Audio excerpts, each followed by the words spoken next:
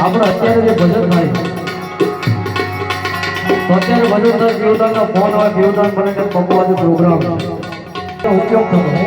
વાયક આવ્યું ભજનનું વાયક આવ્યું અને એવા વાયકની આજે ઉસ્તાદે યાદી કરાવી તારે